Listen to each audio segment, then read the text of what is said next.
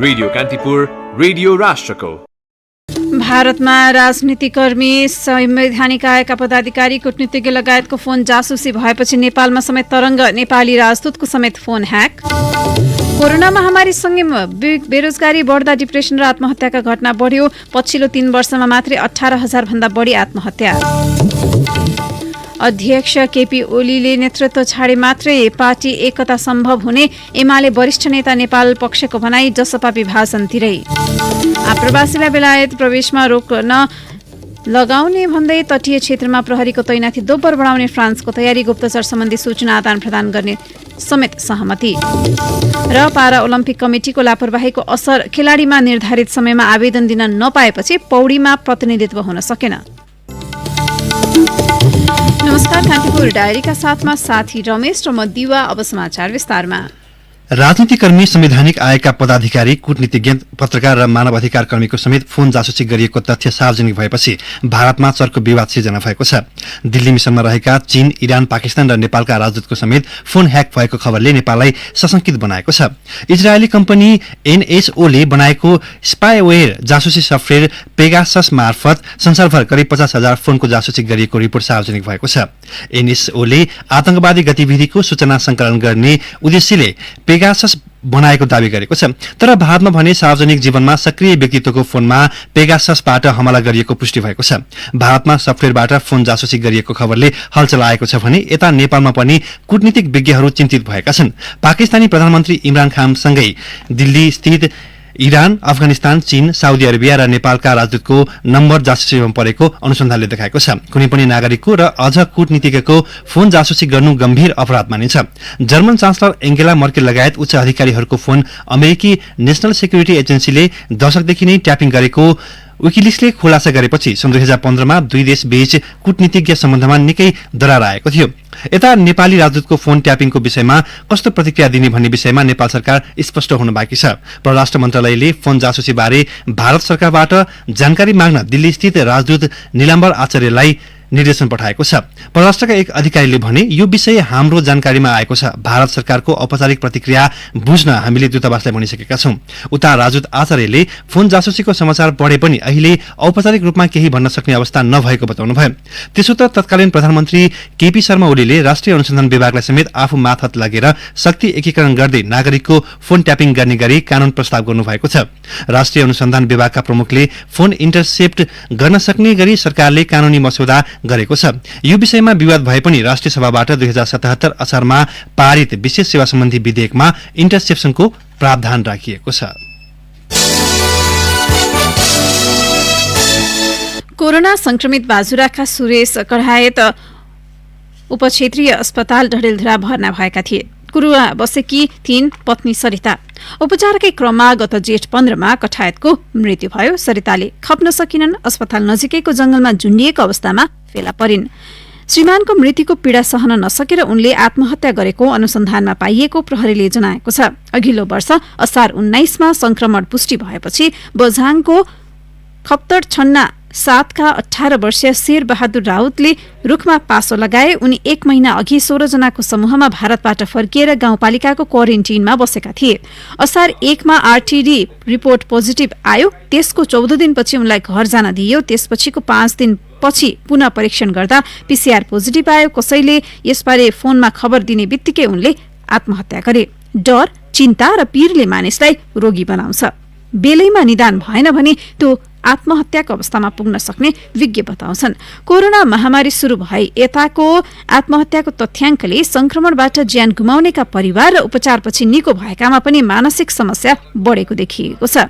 प्रहरी प्रधान कार्यालयका अनुसार देशभर 2075, 76 र 77, 78 सम्ममा 35 महिनामा 18,319 वटा आत्महत्याका घटना भएका छन्। कार्यालयका प्रवक्ता वसन्त बहादुर कुँवरले भन्नुभयो, कोरोना कालमा मान्छे घरैमा थुनिनु पर्ने अवस्था आयो। बेरोजगारी र आर्थिक अभाव बढ्यो। घरेलु हिंसादेखि जघन्य अपराध पनि भए। सहन नसकेर धेरैले आत्महत्याको बाटो रोजेको पाइयो। कोरोना महामारी सुरु नभएकै बेला 2076 फागुनमा 417 जनाले आत्महत्या गर्ने गरेको तथ्याङ्क छ। 2077 असारमा आइपुग्दा यो संख्या दोब्बर भन्दा बढी 966 पुग्यो। साउनपछि कम हुँदै फागुनमा 479 मा झरेको आत्महत्या दर गएको वैशाख वैशाख र जेठमा पुनः बढेको छ। जेठमा 661 तथा हरेक दिन त्यसले औसतमा 21 जनाले आत्महत्या गरेका छन्। मानसिक रोग विशेषज्ञ डाक्टर रितेश थापाले महामारीको त्रास, राज्यको कमजोर स्वास्थ्य अवस्था, जनशक्तिको पूर्व तयारी नहुनु, नागरिकलाई सामाजिक सुरक्षाको ग्यारेन्टी गर्न नसक्नु मानसिक समस्या विकराल बनेको बताउनुहुन्छ।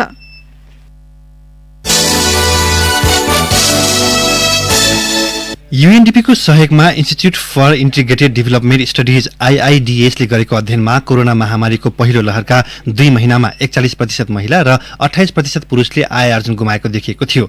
पहिलो लहरकै महामारीमा महिला मन्त्रालय, युएन वुमन केयर नेपाल र सेभ द चिल्ड्रेनले गरेको अध्ययनमा करिब 83% महिलाले रोजगारी गुमाएको देखियो। रोजगारी गुम्दा आर्थिक चाप अत्यधिक हुन्छ। पहिले नै महिला अनौपचारिक क्षेत्रमा छन्, उनीहरूले ज्यालामा विभेद भोगिरहेका छन्। आय आर्जन गुमेपछि धेरै मानिसमा मनोवैज्ञानिक त्रास पनि देखिएको छ। प्रधानमन्त्री शेरबहादुर देउवालाई विश्वासको मत दिएपछि झन चुलिएको एमाले विवाद सहमतितर्फ फर्किने सम्भावना क्षीण भएको छ। अध्यक्ष केपी शर्मा ओली समूहले केन्द्रीय कमिटी बैठकमा देउवालाई विश्वासको मत दिएका 22 सांसदसँग स्पष्टीकरण लिने निर्णय गर्दै पत्रको भाषा तयार गरिरहेको छ। नेपाल समूहले पनि अब ओलीसँग मिल्ने सम्भावना नरहेको निष्कर्षमा पुग्दै आफ्नो समूहको छलफल र भेलालाई तीव्रता दिएको छ।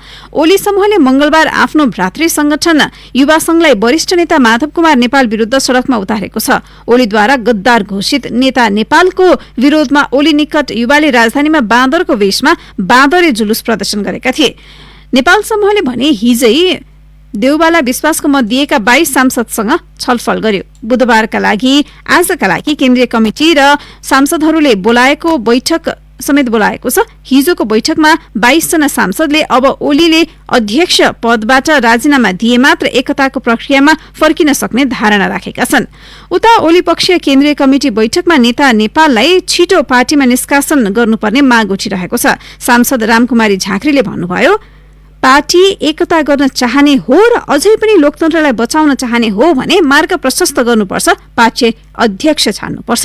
त्यसले पार्टी एकता पनि हुन्छ र हामी एक ढंगले अगाडि बढ्न सक्छौं, होइन भने हामीसँग पटक पटक बदलाको भावना राखेर हुँदैन भन्ने कुरा पनि आयो।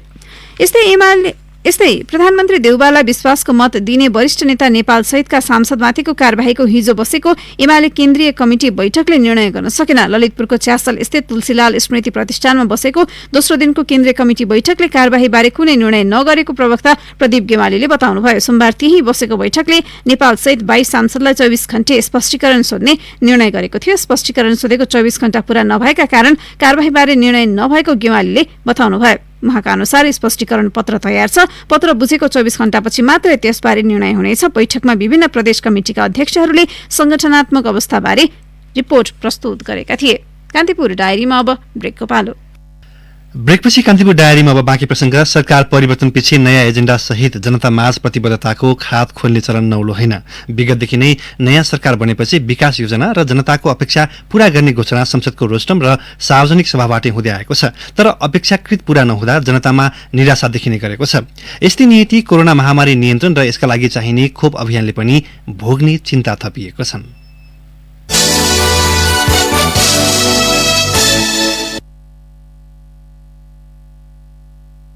अब कान्तिपुर सविस्तार। कान्तिपुर सविस्तार।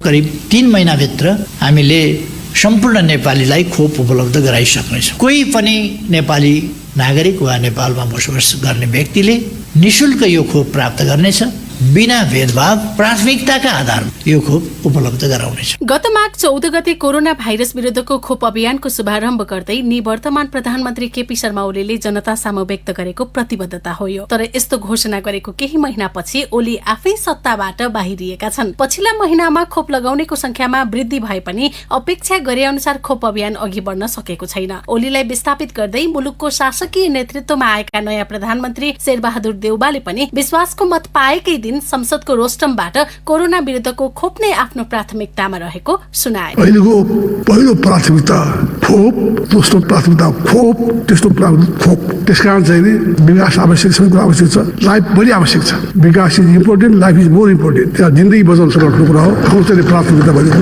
खोप बाहेक केही छैन। सत्ता राजनीतिको दाउपेच अनि संसद विघटनको राजनीति अन्त्य हुँदै प्रतिनिधि सभा पुनर्स्थापना पश्चात नयाँ सरकारले महामारी नियन्त्रण र कोरोना विरुद्धको खोप अभियानलाई तीव्रता दिने आम जनताको स्वाभाविक अपेक्षा छ। अझै पनि लाखौं नागरिक खोपको पर्खाइमा छन्। यसअघि कोभिसिल्डको पहिलो मात्रा लगाएका 65 वर्षमाथिका करिब 14 लाख नागरिक दोस्रो मात्राको खोप पाउने आशामा छन्। ती मध्येकै एक प्रतिनिधि पात्र हुन् भक्तपुरकी माया लामिछाने। चाइनिज हुँदैन, इन्डियाको खोप चाहिन्छ भन्नु भने अनि दिएकै छैन। अब लाउन अब आउँछ भन्न भन्छन्, अब लाउनु पायो भने त जस्तो लाग्छ। विश्वका कतिपय राष्ट्रमा खोपको दुवै मात्रा लगाइसकेर पनि बुस्टर डोज लगाउने तयारी गरिरहँदा नेपालमा भने मुस्किलले 7% मात्रै खोप लगाएका छन्। यसअघि खोप लगाउने वा नलगाउने भन्ने दुविधामा रहेका गर्भवती, स्तनपान गराइरहेका महिला तथा विपन्न वर्ग खोपको प्राथमिकतामा थपिँदै गएका छन् भने विगतको तुलनामा खोप प्रतिको आकर्षण समेत बढेको छ। यस्तो अवस्थामा सरकारले अनुदानको भर मात्र परेर खोप खरिदको विकल्पतिर नगएमा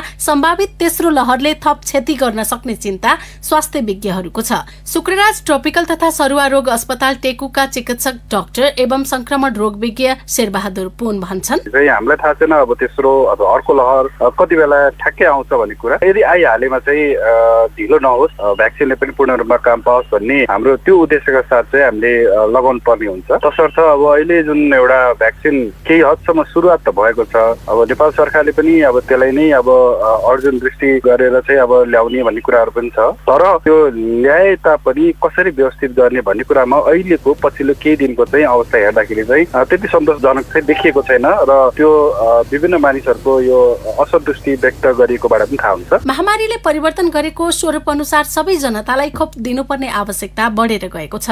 यस्तो अवस्थामा महामारी नियन्त्रण र खोप अभियानलाई सँगसँगै अघि बढाउनु पर्नेमा जोड दिन्छन् संक्रमण रोग विशेषज्ञ डाक्टर अनुप सुवेदी। खोप विस्तार गर्ने खोप कार्यक्रम मार्फत जनस्वास्थ्यका काम कारबाही गरेर समुदायमा संक्रमण नियन्त्रण गर्ने, त्यो भनेको चाहिँ टेस्ट धेरै गर्ने, संक्रमितलाई सकेसम्म धेरै पहिचान गरेर र संक्रमितको वरिपरि आएका मान्छेहरूलाई पहिचान गरेर उहाँहरूलाई छुट्टै राख्ने, त्यसको लागि कन्ट्याक्ट ट्रेसिङ, आइसोलेसन, क्वारेन्टाइन गर्ने, यो कुराहरू चाहिँ दुवै हामीले समानान्तर रूपमा अगाडि बढाउनु पर्छ। यद्यपि स्वास्थ्य तथा जनसङ्ख्या मन्त्रालयले पछिल्लो पटक चीनसँग खरिद गरिएका तथा अन्य मुलुकबाट जनाइएको प्रतिबद्धता अनुसार खोप आउने क्रम केही बढेको जनाएको छ।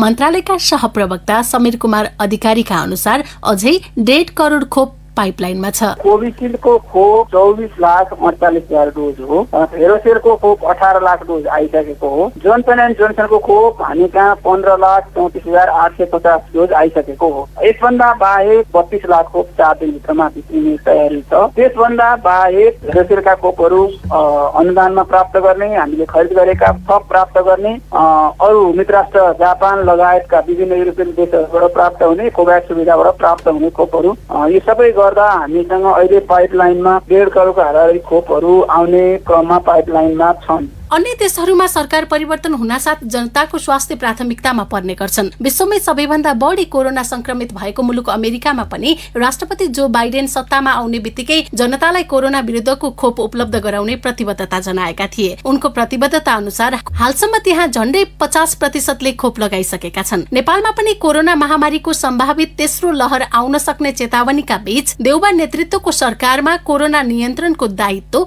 थपिएको छ। तर प्रधानमन्त्रीले 1, 2, 3 गर्दै खोप आपूर्ति गर्ने बताइरहँदा तालुकदार स्वास्थ्य मन्त्रालय नै मन्त्रीविहीन छ। त्यसैले स्वास्थ्य सहित सरकारवाला मन्त्रालयमा विभागीय मन्त्रीको नियुक्ति तत्काल गर्नुपर्ने दबाव प्रधानमन्त्री देउबालाई छ। रेडियो कान्तिपुरका लागि इन्द्रलक्ष्मी घिमिरे। कान्तिपुर सविस्तार।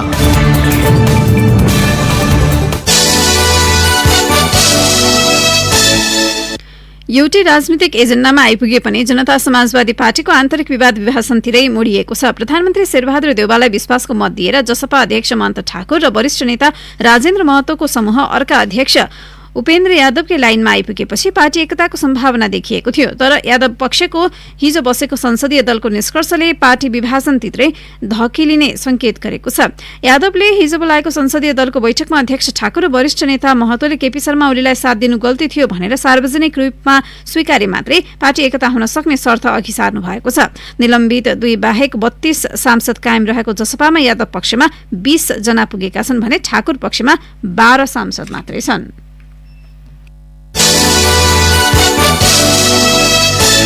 सत्ता गठबन्धन दलका नेताहरूले मन्त्रालय भागभन्दा अघि सरकारको न्यूनतम साझा कार्यक्रम ल्याउने तयारी गरेका छन्। एमालेका नेता माधव कुमार नेपाल र जनता समाजवादी पार्टीका अध्यक्ष उपेन्द्र यादव समूहको पार्टीभित्रको स्थिति प्रष्ट भएपछि मात्रै मन्त्रालय भागभन्डा गर्ने समझदारी प्रधानमन्त्री शेरबहादुर देउवा र माओवादी केन्द्रका अध्यक्ष पुष्पकमल दाहालबीच भएको छ। एमाले नेता नेपाल पक्ष सरकारमा आउँदा र नआउँदाका दुवै अवस्थामा भागभन्डाको सैद्धान्तिक पक्षबारे दुई नेताबीच समझदारी बनेको स्रोतले बताएको छ। एमाले नेता नेपाल पक्षका दोस्रो तहका नेताहरू अध्यक्ष केपी शर्मा ओलीसँग एकताका लागि अन्तिम कसरतमा छन्।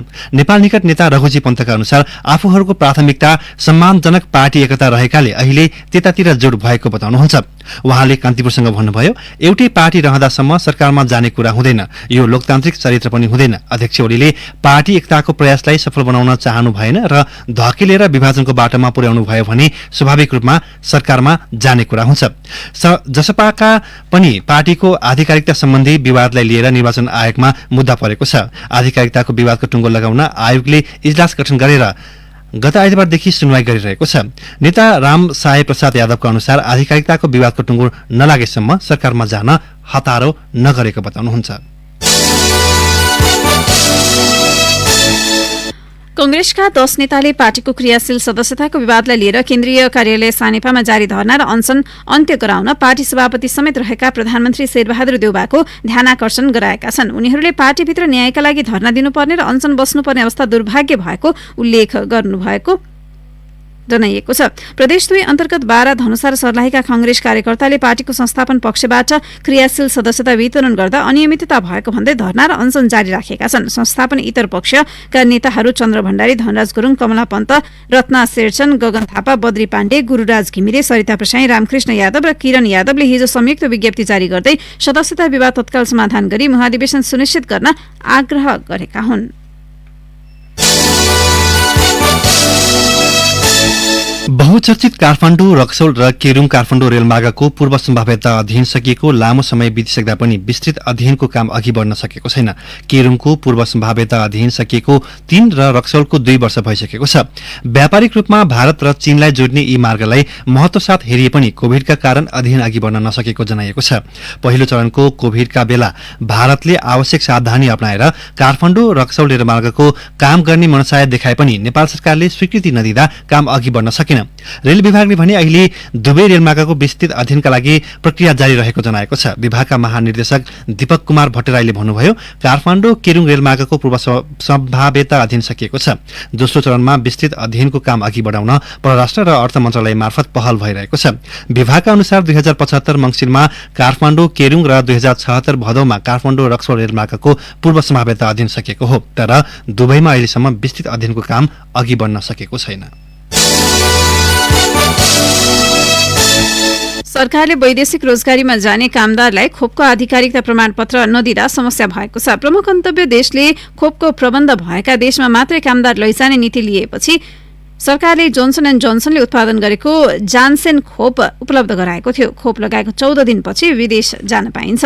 खोप लगाइसकेपछि दिइएको प्रमाणपत्र सामान्य प्रकृतिको छ। वैदेशिक रोजगार विभागका महानिर्देशक कृष्ण प्रसाद दवाडीले भन्नुभयो, खोप दिएर मात्र हुँदैन, त्यसको आधिकारिकता हुने प्रमाणपत्र पनि जारी गर्नु पर्थ्यो। खोप दिने ढाँचामाथि विभागसँग समन्वय नै भएन, अन्तर्राष्ट्रिय स्तरमा मान्यता पाउनुपर्ने प्रमाणपत्र आवश्यक रहेको भन्दै श्रम, रोजगार तथा सामाजिक सुरक्षा मन्त्रालयले स्वास्थ्य मन्त्रालयको ध्यानाकर्षण गराएको छ। कान्तिपुर डायरीमा पुनः ब्रेकको पालो। ब्रेकपछि कान्तिपुर डायरीमा अब आर्थिक प्रसंग। बैंक तथा वित्तीय संस्थाका अध्यक्षहरूले बैंकका सहायक कम्पनीलाई शेयर कारोबार लाइसेन्सका लागि सहयोग गर्न माग गरेका छन्। अध्यक्षहरूको संस्था बैंक तथा वित्तीय संस्था परिसंघ नेपालले हिजो अर्थमन्त्री जनार्दन शर्मा समक्ष यस्तो माग गरेको हो।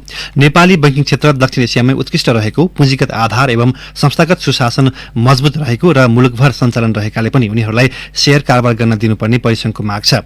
विज्ञप्तिमा उल्लेख छ, देशैभर छरिएर रहेका बैंकका शाखा कार्यालय मार्फत बैंकका सहायक कम्पनीहरूले ग्रामीण इलाका एवं दूरदराजमा समेत पुँजी बजार विस्तार गर्न सक्ने र वित्तीय पहुँच अभिवृद्धिमा योगदान गर्न सक्ने प्रशस्त सम्भावना छ। लगानीकर्ताको लगानी सुरक्षित गर्न, पुँजी बजारको विकास एवं विस्तार गर्न र वित्त बजारलाई अझ पारदर्शी रूपले सञ्चालन गर्न समेत सहयोग पुग्ने हुँदा बैंकका सहायक कम्पनीलाई समेत ब्रोकर लाइसेन्स दिने व्यवस्था यथासम्भव छिटो गरिनुपर्छ। राष्ट्र बैंकले निर्देश गरेका क्षेत्रमा तोकिएका कर्जा नपुर्याउने बैंकले कारबाही भोग्नुपर्छ। यस्तो कारबाही गर्न अवधि बढाउने पनि परिसंघले अर्थमन्त्री समक्ष माग गरेको छ। विज्ञप्तिमा भनिएको छ, ऊर्जा क्षेत्र, साना तथा मझौला व्यवसाय कर्जा कृषि क्षेत्रमा प्रवाह गर्नुपर्ने कर्जा आगामी वर्षको पुस मसान्तसम्ममा प्रवाह नभए त्रैमासिक रूपमा मूल्याङ्कन गरिने र नभएको समयका लागि जरिवाना लगाउने हालको व्यवस्था छ।